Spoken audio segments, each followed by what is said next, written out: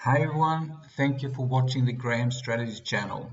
As always, I start by reminding you that I'm not a financial advisor and I do not make any recommendations of what you should or should not buy or sell. I recently made a video where I used discounted cash flow analysis to get the share price values of the 5 stocks in the Graham portfolio. And you can see a link below if you want to watch that. Today I will make a share price valuation using the classical Benjamin Graham formula. And I got my inspiration for this video from the channel Dividendology, and I'll have a link below to his video where it goes into the details on how to use this formula with Excel to estimate the intrinsic value of a stock. Here is the formula, and I just copied pictures of the formula I found on the internet. So V here is the estimated share value. EPS is the earnings per share, and I will use data from Yahoo Finance for the trailing 12 months. 8.5 is a multiplier, which means that for a no growth company the share price is valued at 8.5 the earnings if we disregard the yields correction.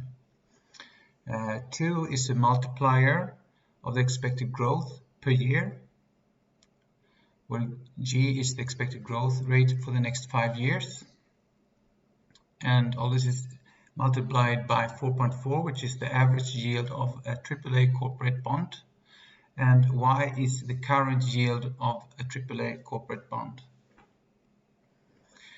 And in the formula below here, which is very similar, you can show that some of the figures have been modified, and that is a popular formula used today where the no growth multiplier is reduced to 7 and the growth is not scaled at all, it's set to unity.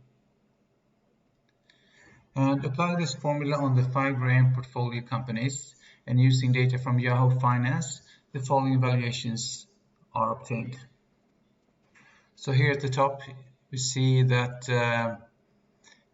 Boliden gets a value of minus 432, which is a negative value, and that is because the expected growth of Boliden according to Yahoo Finance is minus 10.18%, and if you multiply that by 2 you get minus 20.36, and any company with an expected growth less than minus 4.25, that is half of 8.5, will get a negative value.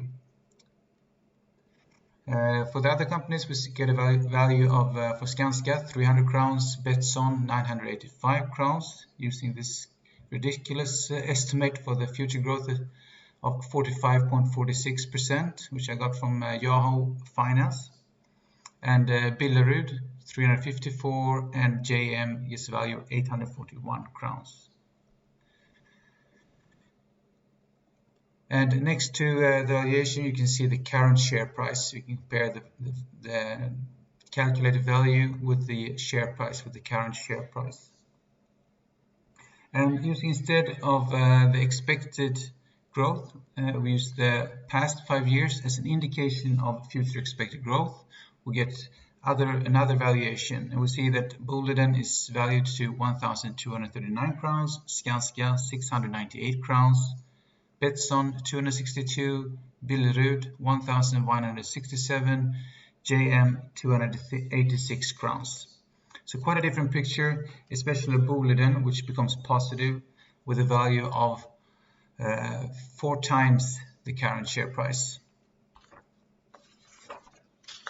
And using the same input data that I used in my last video here, the average growth over the past 10 years, which I put here, we get the following valuations. Boliden goes up to 1,790 crowns, Skanska 425, Betsson 227, Billerud 611, and JM 352 crowns.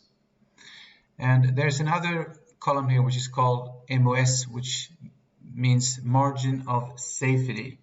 And we can see that except for the top valuation here of Boliden, which is negative, all the companies show a significant margin of safety regardless of which method of estimation of future growth that is used.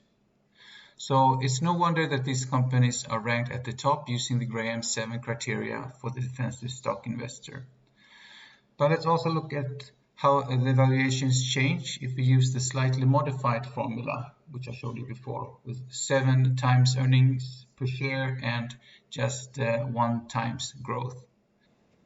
The valuation, they drop as expected, but still if we look at the margin of safety, it is greater than 20% for all stocks, except for Boolean here at the top, which is a negative value of the share price value estimation.